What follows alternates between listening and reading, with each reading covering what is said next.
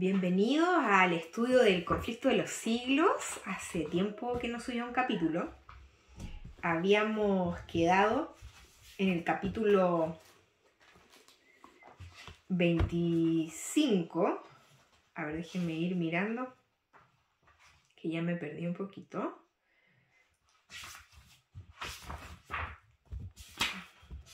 Ya. En el 25, sí.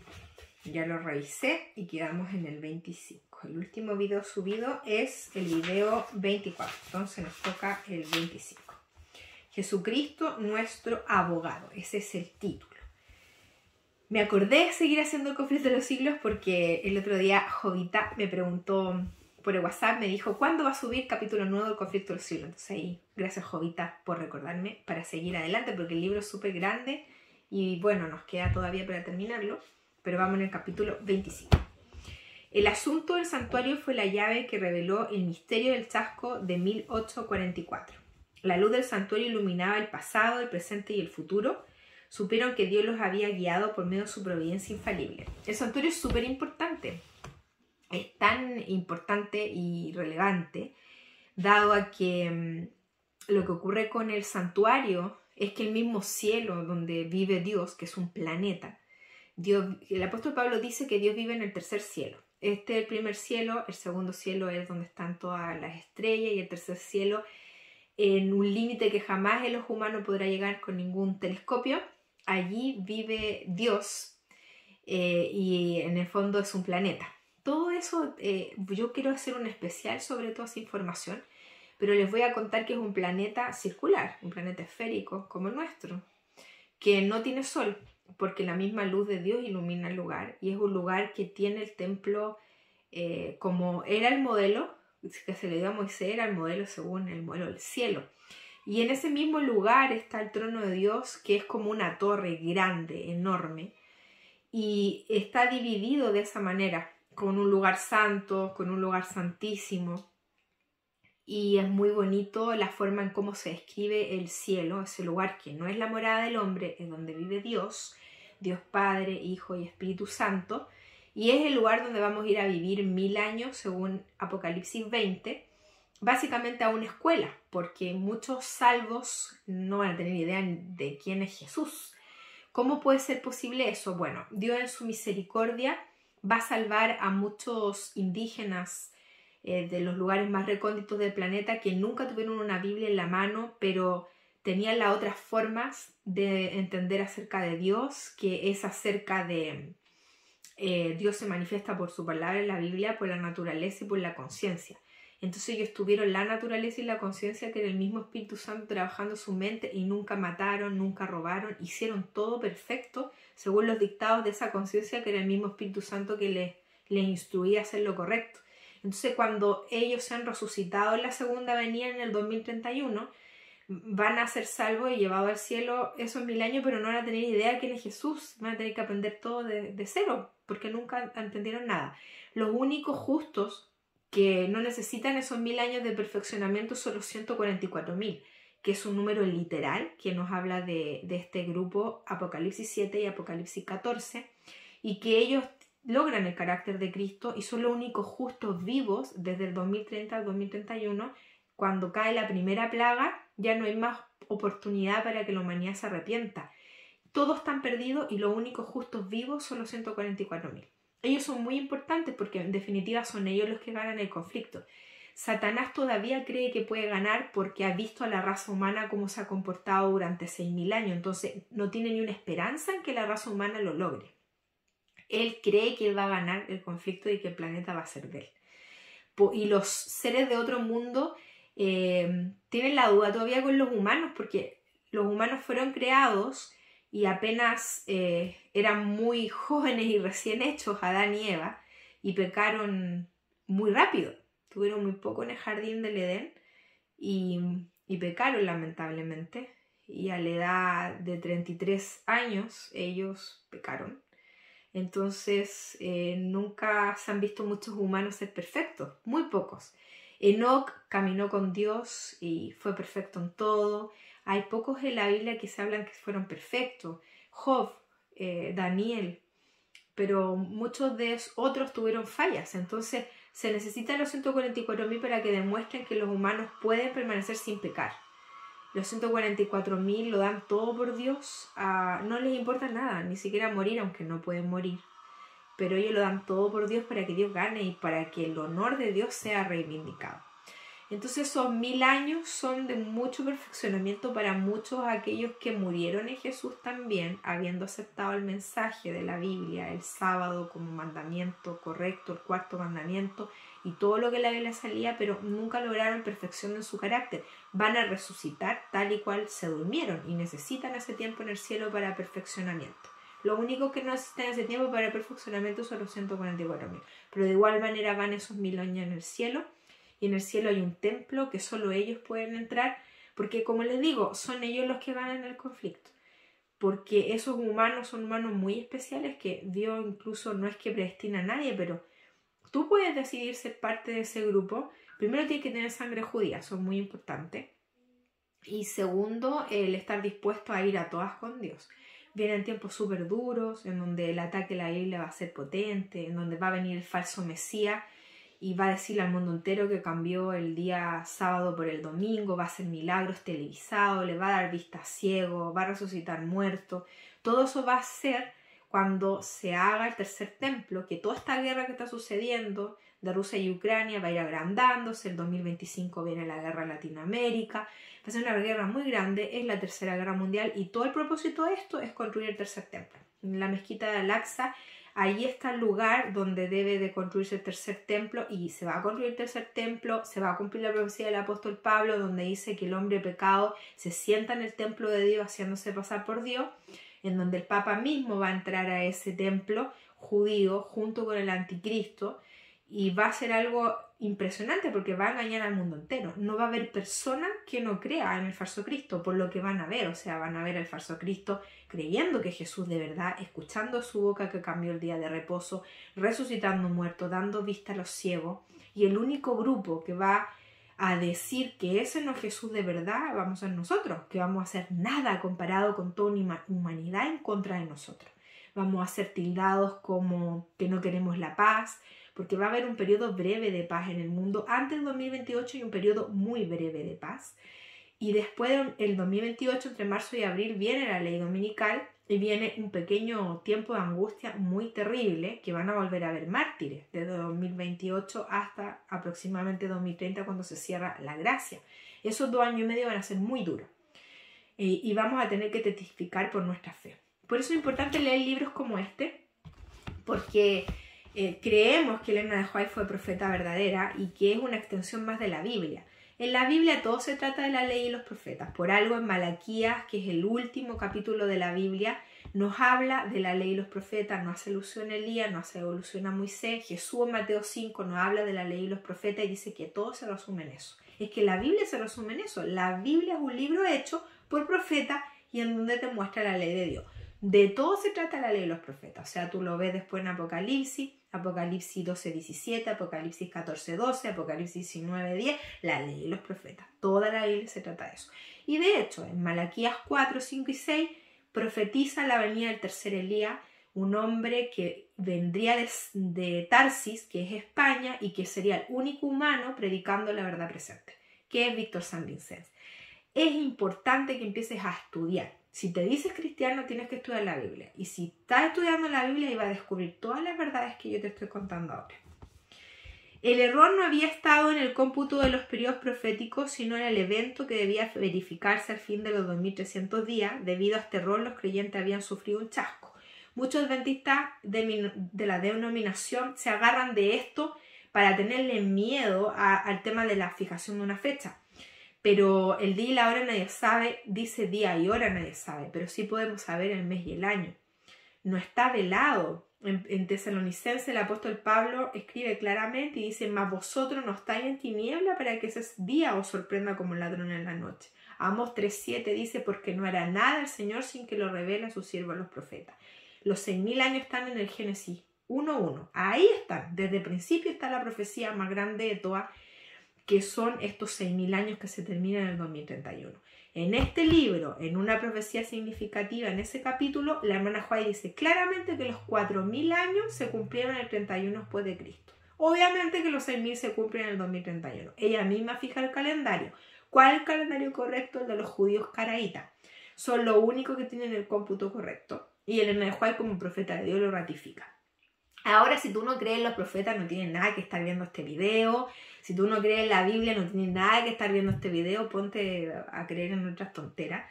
Pero la verdad es que si uno se dice cristiano, uno se dice creer en la Biblia y los profetas, tienes que ser consecuente en lo que crees. Pues no te vas a llamar cristiano y que tú dices creer en Dios y no crees en la Biblia. No te vas a llamar cristiano que dices creer en Dios y no le creas a los profetas. La misma Biblia dice que hay que creer en los profetas y seremos prosperados. El profeta verdadero es el que se basa 100% en la Biblia, tiene una vida intachable. Tiene que ser intachable. Y el profeta siempre debe ser judío. No ha existido nunca un profeta que no sea judío. Elena de White tenía sangre judía, Víctor San Vicente tenía sangre judía. Porque ahí viene la línea de Dios, el linaje de Dios. Estos judíos como pueblo fueron desechados, pero hay un remanente de judíos que siempre seguía una línea. Ese remanente que tiene los privilegios, como de ahí salir profeta, y el privilegio de ahí salir los 144.000. Todo lo demás pueden ser salvos, sí, pero Dios tiene grupos especiales que tienen que tener el linaje puro del principio. Es así, la regla no la hice yo, la hizo Dios. Bueno, sigamos. La venida del Señor a su templo fue repentina, inesperada para su pueblo. Este no le esperaba allí. Ellos esperaban que viniese a la tierra en llama de fuego para dar retribución a los que no conocieron a Dios ni obedecen el Evangelio.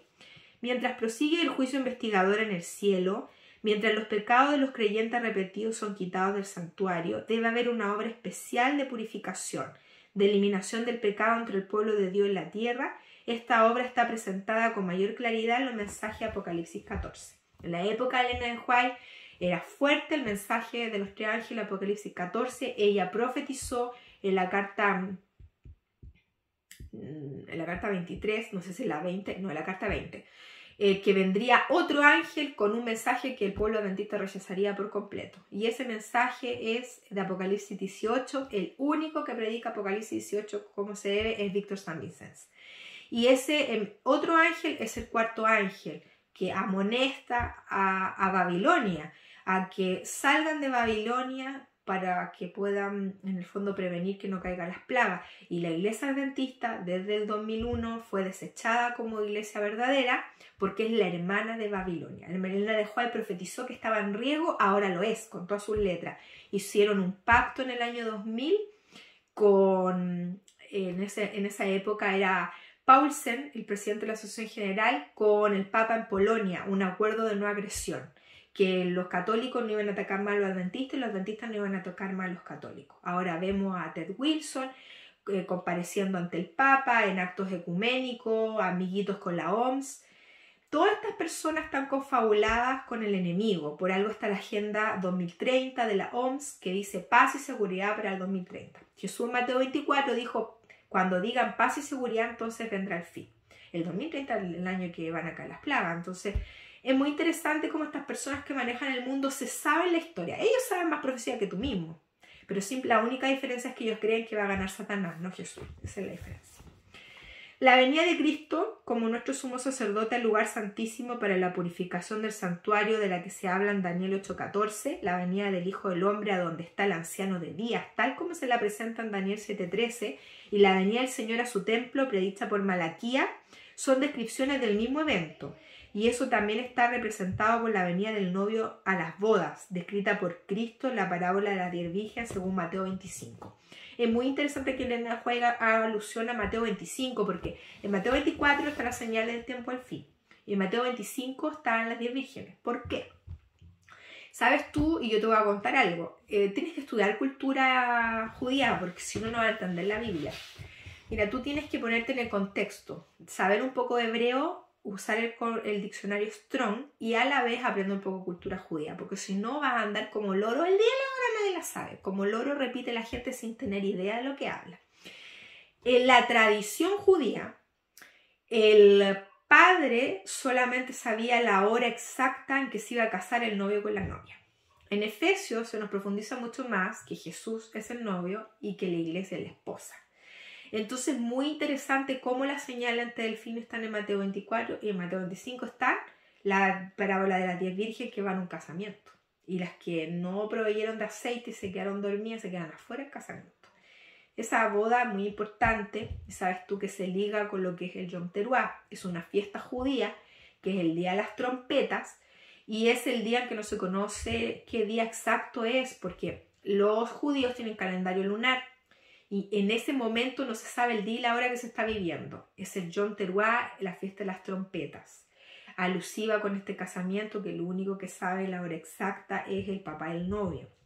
El versículo que tú tanto como loro repites, ve una de las traducciones más fidedigna al original, que es una versión inglesa, en donde dice que el día y la hora la dará a conocer el Padre.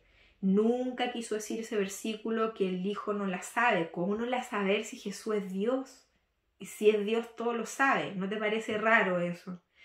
¿O te parece que hay traducciones que no están muy bien dadas? Por ejemplo, la Biblia misma te dice que los muertos no se van al cielo. Cuando Dios se lleva a alguien al cielo, se lo lleva entero. Por ejemplo, Moisés está en el cielo y sus huesos no fueron hallados. Elías fue llevado en un carro de fuego, no hubo cuerpo, se los lleva entero. Enoc se lo llevó Dios entero, no hay huesos. No. Cuando Dios se lleva a alguien al cielo, se lleva entero. No deja los huesos acá en la tierra, pero los fantasmas, ese concepto no es de Dios. Los fantasmas son espíritus satánicos. Pero cuando tú te mueres, te vas ahí. Y Dios preserva tu carácter, pero no como un espíritu. Es como cuando tú apagas la luz. La ampolleta es tu cuerpo. Tú apagaste la luz. ¿Dónde se fue la electricidad? ¿Puede existir la electricidad dando luz sin ampolleta? Los mismos cuerpos. Si el cuerpo se pudre y muere, no puede andar tu espíritu por ahí como tú. Si lo que te hace tú es el hálito de vida que te lo da Dios, y tu carácter y tu cuerpo, todo eso te hace a ti. Entonces, la Biblia tiene un versículo que es cuando Jesús salva en el fondo al ladrón que se arrepintió y le dice: de cierto te digo, estarás conmigo en el paraíso. Y todos agarran ese versículo para decir que el ladrón en la cruz se fue al cielo con Jesús. No, nada que ver. Se contradeciría con la misma Biblia. Si en Eclesiastés dice claramente que los muertos nada saben. Cuando Jesús resucitó a Lázaro, dijo: nuestro amigo Lázaro duerme, más voy para despertarlo. Cuando tú estás durmiendo, tú no sabes lo que pasa afuera. Bueno, ¿qué es más probable? ¿Que el versículo esté más traducido o que los montones de capítulos que hablan claramente que la muerte está dormido y no te va al cielo estén equivocados? Le falta una coma al versículo. De cierto te digo hoy, coma, estará futuro en el paraíso. Bueno, lo mismo pasa con el versículo el día y la hora nadie la sabe. Por eso tienes que buscar otras versiones que sean más claras, que dice: solo la dará a conocer el Padre. Y es verdad, porque Elena Juárez lo ratifica y dice que un poquito antes que venga Jesús el 2031 se oye una voz como de trueno, que para los perdidos voz de trueno, pero para los 144.000 escuchan claramente el día exacto y la hora exacta que Jesús viene. O sea, por ejemplo, estamos ahí todos expectantes, sabemos que va a venir un sábado. Voy a venir el sábado, va a venir entre septiembre y octubre. Ponte tú, te va a decir: voy a venir el sábado 18 de octubre de 2031. Ponte tú una idea, ¿no? Eso, el día y la hora exacto la va a dar a conocer a los 144.000. Porque eso dice el versículo. Entonces, por eso tienes que estudiar bien la Biblia. Es muy importante. Mira, si tú aprendieras a estudiar la concordancia Strong, se te abriría el mundo. Porque te darías cuenta de cosas tan importantes como la raíz de la palabra. Por ejemplo, cuando hablamos de pacto, pacto en hebreo viene de una raíz que significa partir la carne. Mira qué interesante, porque cuando Jesús murió en la cruz del Calvario, ¿cuándo se selló el pacto? Cuando el soldado con una espada atravesó el costado izquierdo y salió sangre y agua, y cayó una gota de sangre con la grieta que se hizo con el terremoto 6 metros hacia abajo, en el arca que está allí, que la descubrió Ron Wyatt. En esa arca del pacto literal cayó la sangre, ahí se selló el pacto. Pacto quiere decir abrir carnes, como el mismo pacto que hizo con Abraham cuando los animalitos los dividió y pasó entre medio de las carnes, porque pacto es alusivo al sacrificio de Cristo en la cruz.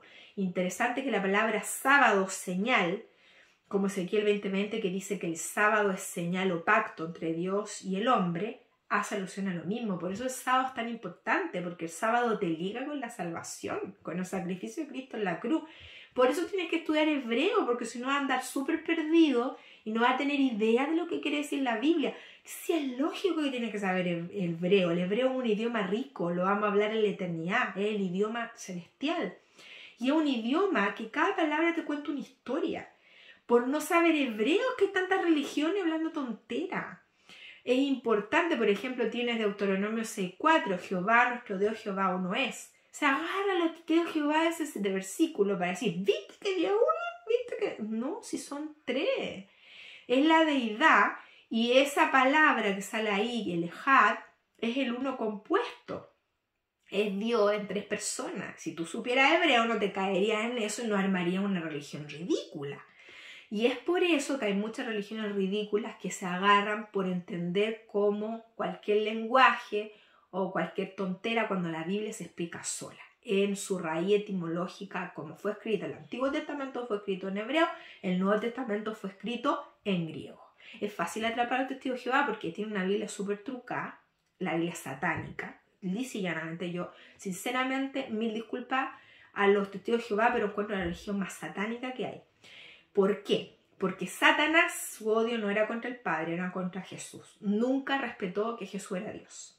Y esta religión dice que Jesús no es Dios. Es el pecado de Satanás, es el pecado original que tiene esta religión. Tienen una Biblia trucada por lo demás, pero aún con la Biblia trucada que tienen, tú te puedes agarrar de la Biblia trucada de ellos, ocupar el griego interlineal, y por ejemplo, tú le vas y les muestras con su misma Biblia trucada, y les muestra, oye, mira, y mira, tu Biblia dice que aquí los reyes magos cuando visitaron a Jesús, adoraron a Jesús. ¿Y cómo se puede adorar a Jesús si ustedes dicen que no es Dios? Uno puede ocupar hartas citas y demostrarles que están equivocados. Bueno, y así como esa religión, hay un montón de religiones que la verdad es que nada son de Dios. Todos son como Satanás tergiversado la verdad. En el verano y otoño de 1844 se hizo esta proclama: ahí viene el novio. Se conocieron entonces las dos clases de personas representadas por las vírgenes prudentes y las fatuas. La una esperaba con regocijo la aparición del Señor y se había estado preparando diligentemente para ir a su encuentro. La otra, presa del temor y orando por impulso, se había dado por satisfecha con una teoría de la verdad, pero estaba destituida de la gracia de Dios. La novia representa la ciudad santa y las vírgenes que van al encuentro del novio son un símbolo de la iglesia. En Apocalipsis 19:9, para que veamos, revisemos esta cita, se las voy a dar, usted las revisa solo.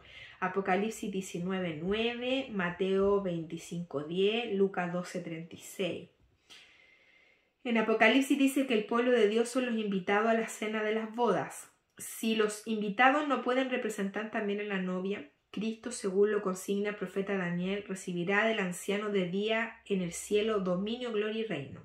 Recibirá la nueva Jerusalén, la capital de su reino, preparada como una novia hermosamente vestida para su prometido. ¡Qué hermoso! Los seguidores de Cristo han de esperar a que su Señor vuelva de la boda, pero deben entender su obra y seguirlo por fe mientras entra la presencia de Dios, en este sentido que se dice que ellos entran a las bodas. Según la parábola, las que tenían aceite en sus vasijas junto con sus lámparas fueron quienes entraron a las bodas. Los que junto con el conocimiento de la verdad de las Escrituras también tenían el Espíritu y la gracia de Dios, y quienes en la noche de su amarga prueba habían esperado con paciencia y escudriñaban la Biblia en busca de más luz. Fueron los que reconocieron la verdad referente al santuario en el cielo y el cambio del ministerio del Salvador, y por fe lo siguieron en su obra en el santuario celestial. Si hay algo que me gusta mucho de este ministerio, el cuarto ángel del gran engaño, que lidera Víctor San Vicente como el tercer Elías, es la luz que se le ha dado a este ministerio. Es algo sorprendente, sorprendente. Yo cada vez no me dejo de admirar más la luz que se le da a este ministerio. Nunca yo había entendido la Biblia como la entiendo ahora, con una belleza tan perfecta, una simetría impresionante. De verdad que todos los días de mi vida agradezco a Dios haberme traído acá. Dios me llamó muchas veces a este ministerio, a mis jóvenes 17 años. Yo lo rechacé la primera vez. La segunda vez, como hace 5 años atrás, lo hice de forma fanática y descubrí que no era la forma. Y esta es la tercera vez casi pierdo a mi esposo, porque mi esposo no quería aceptó el mensaje del 2031, pero no quería que le siguiéramos dando los diezmos a la iglesia adventista del séptimo día, con toda la apostasía mega que hay allí. Los diezmos ellos lo usan mal, cotizan en la bolsa, a la industria de armas, fármaco, todo el dinero va, el diezmo del diezmo para allá.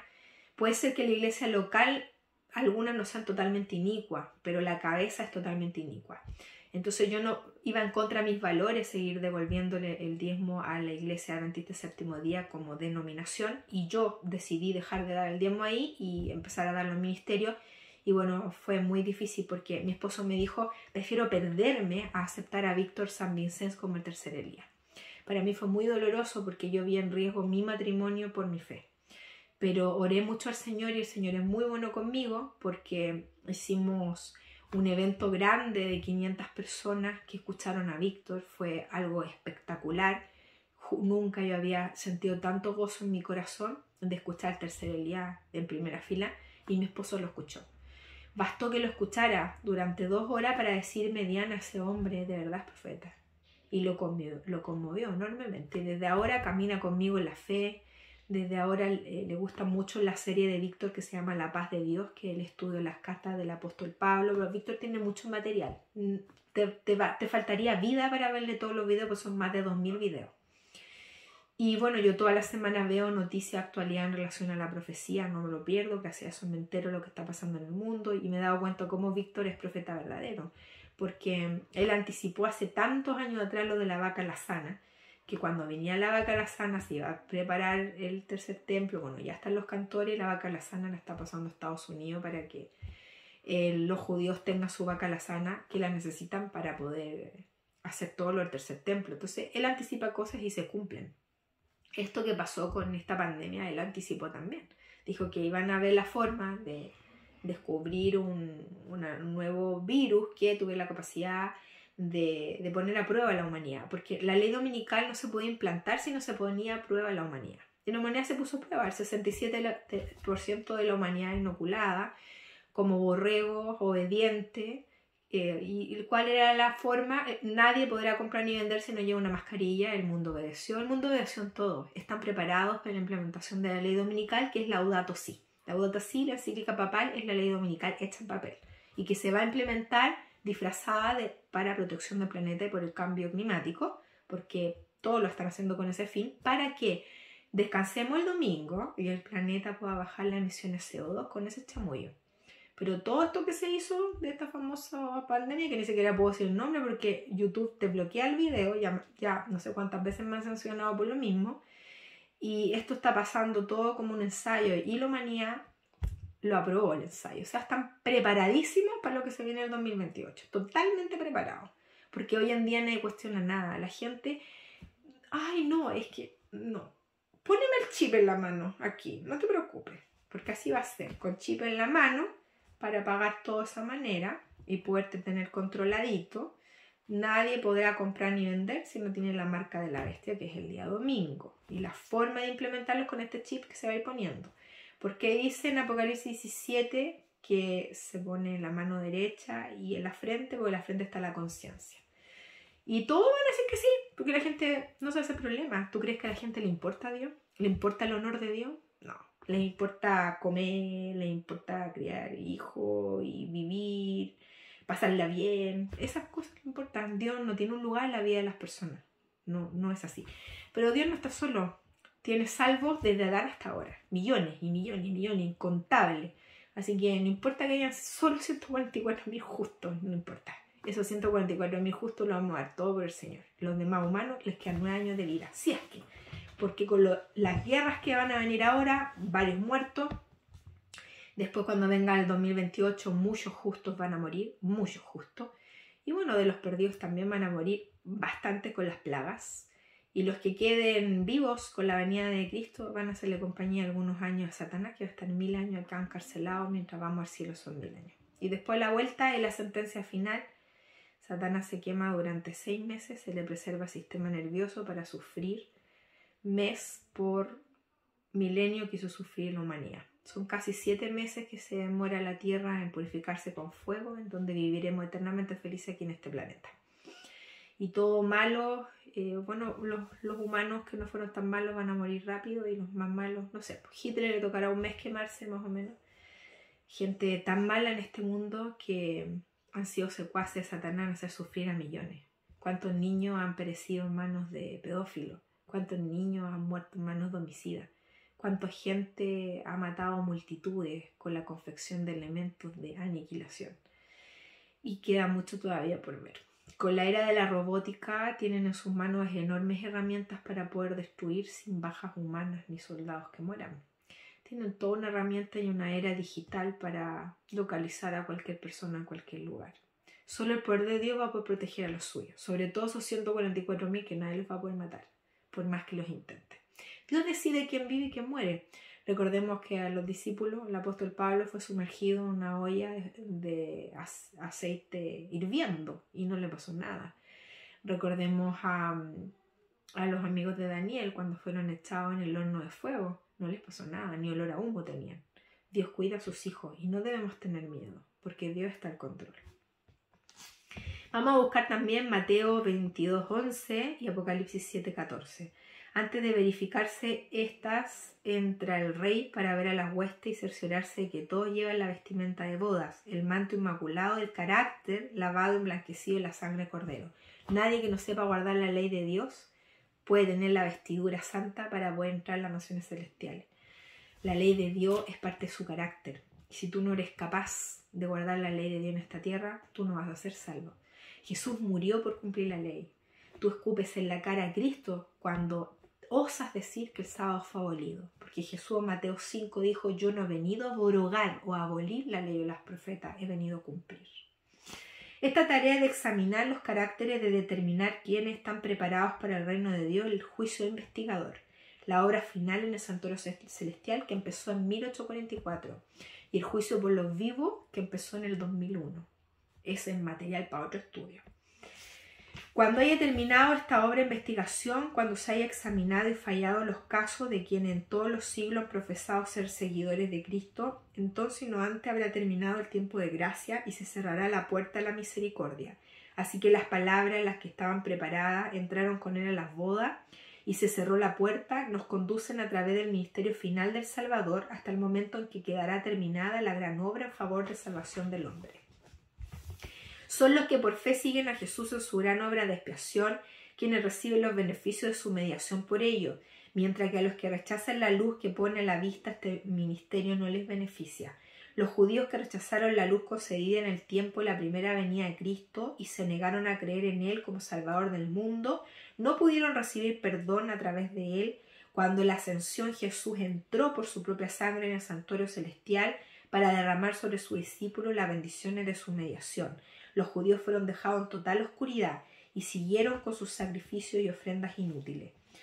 Se rasgó el velo del templo con el terremoto, dando echado por tierra toda la ley ceremonial. Esa fue la ley que Jesús clavó. Ese pacto se rompió, el de matar cordero. ¿Para qué? Si Jesús fue el cordero hecho hombre.